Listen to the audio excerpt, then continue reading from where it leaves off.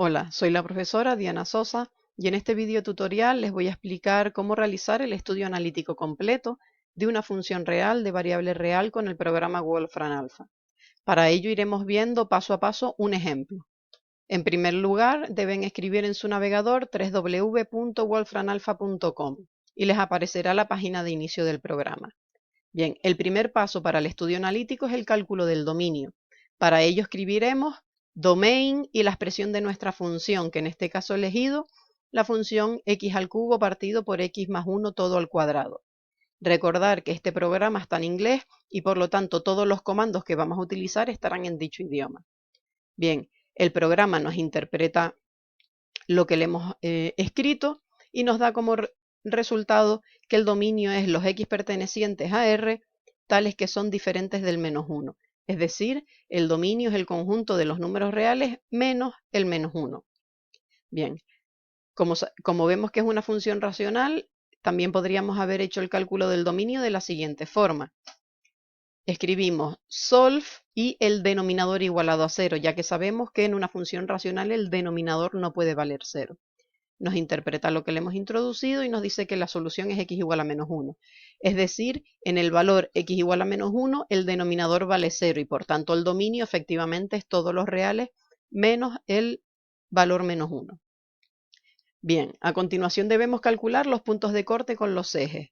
En primer lugar, para calcular el punto de corte con el eje X, debemos resolver el sistema formado por nuestra función y la ecuación y igual a 0, que es la ecuación del eje X. Por tanto, debemos escribir solve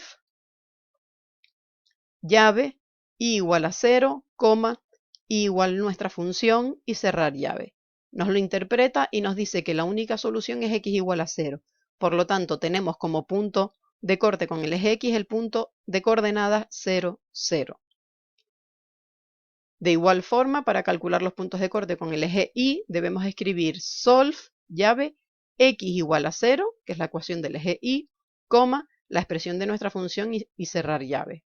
Nos lo interpreta y nos da como solución y igual a 0.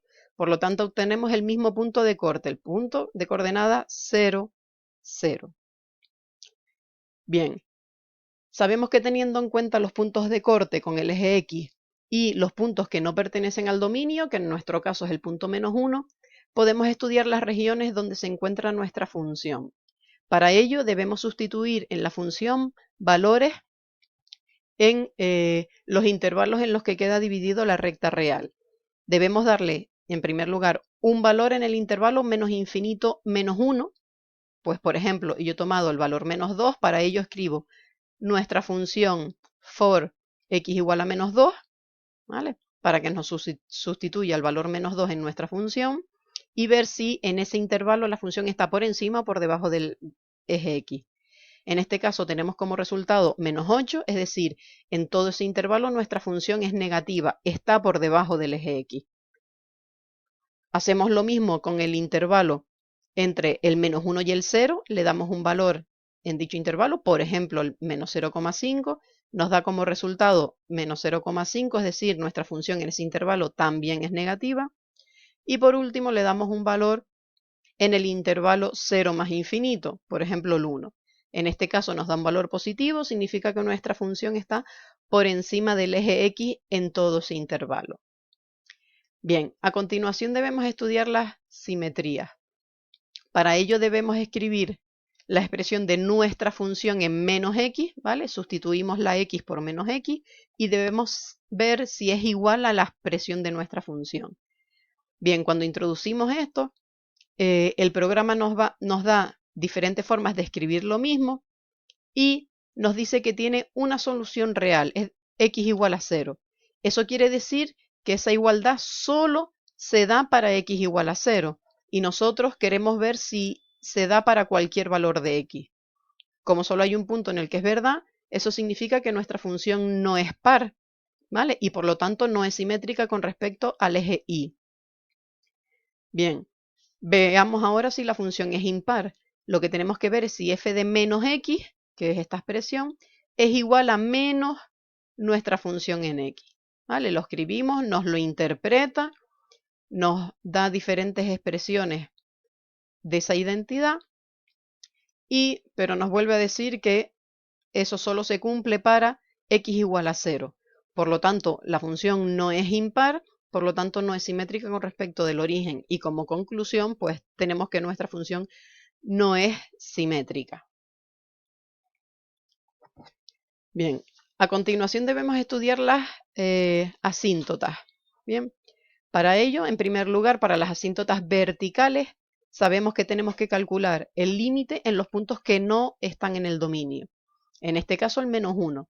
Para ello escribimos limit, corchete, nuestra función, coma, x tendiendo, esto es guión y un mayor, al valor -1 y cerramos el corchete.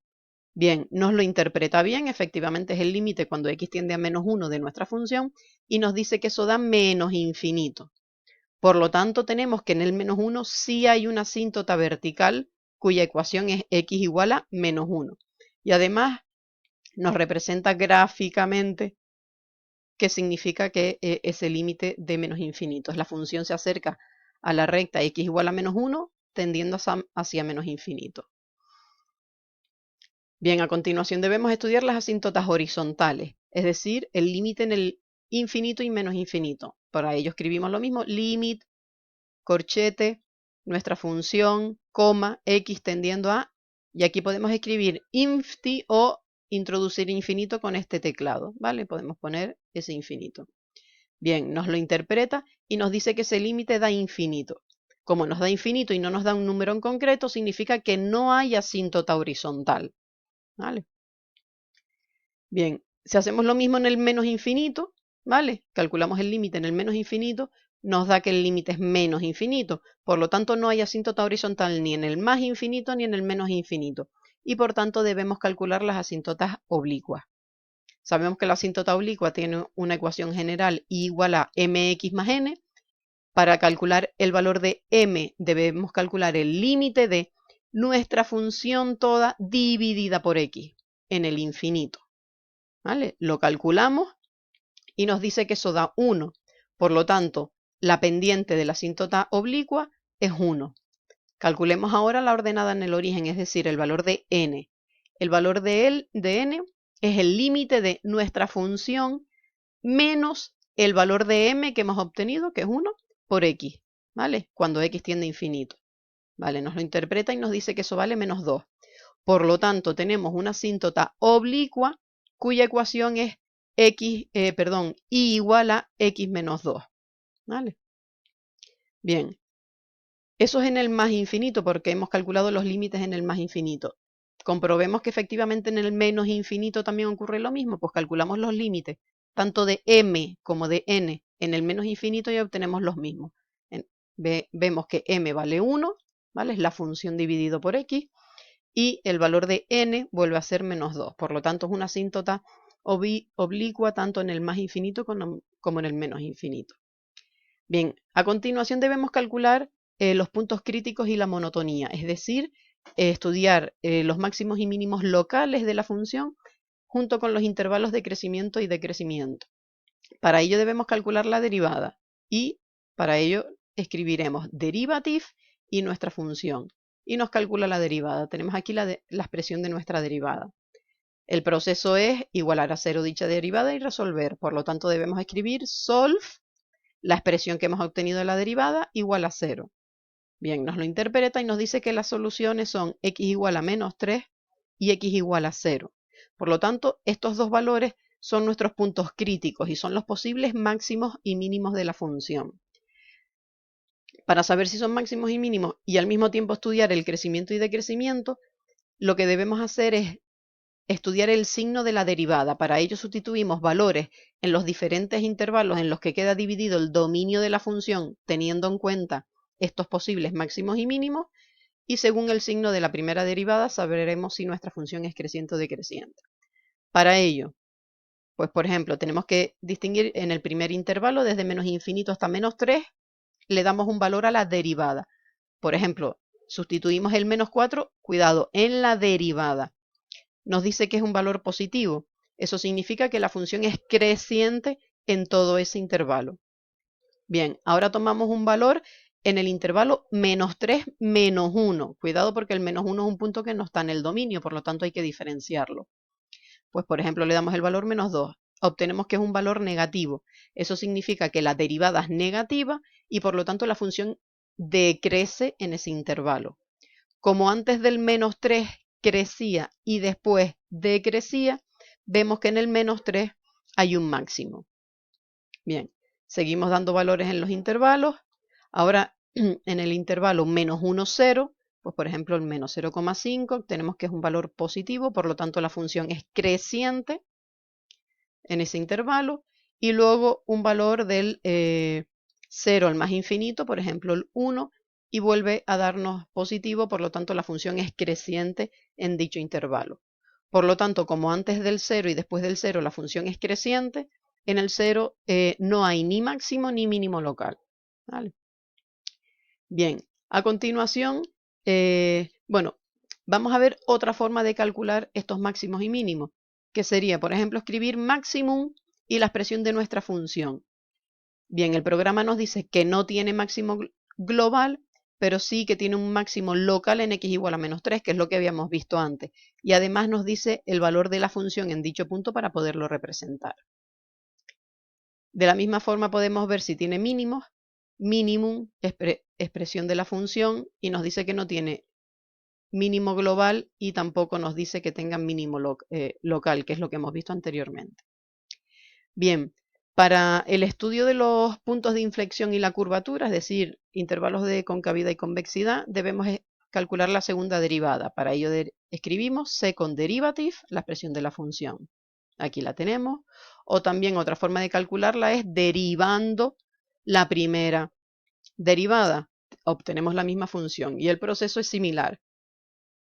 Igualamos a 0 y resolvemos. Para ello escribimos solve, la segunda derivada igualada a 0. Y nos dice que la única solución es x igual a 0.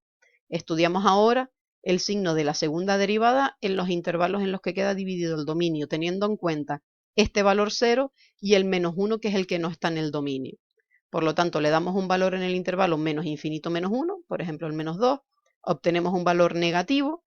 Eso significa que la segunda derivada es negativa y por tanto la función es convexa, ¿vale? En todo ese intervalo. Le damos un valor entre -1 y 0, por ejemplo -0,5.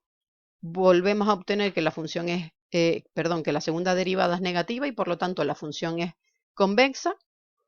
Y por último,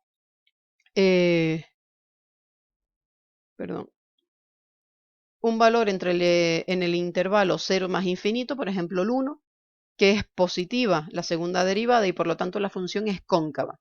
Y por lo tanto en el 0 ha pasado de ser convexa a cóncava, hay un punto de inflexión porque cambia la curvatura. Otra forma de ver que el 0 es un punto de inflexión es escribir inflection point y nuestra función. ¿Vale? Nos lo interpreta y realmente nos dice que hay un punto de inflexión en x igual a 0, que ya es lo que habíamos visto, y nos dice que la función vale 0 en dicho punto. ¿Vale? Bien, y por último, para la representación gráfica de la función, lo que debemos escribir es plot y la expresión de nuestra función. Como vemos, obtenemos dos gráficas, normalmente nos da dos gráficas con diferentes escalas, ¿vale? Para que podamos apreciar bien el comportamiento de la función, y esta es donde se ve todo el comportamiento, ¿vale? Vemos aquí la asíntota en x igual a -1, aquí la asíntota oblicua, ¿vale? Estaría aquí, el punto de inflexión que es el 0, 0, que está por aquí, ¿vale? Y el -3 que estaba por aquí, que era un punto máximo, ¿vale? Bueno, y esto es todo. Espero que les haya servido de ayuda este vídeo.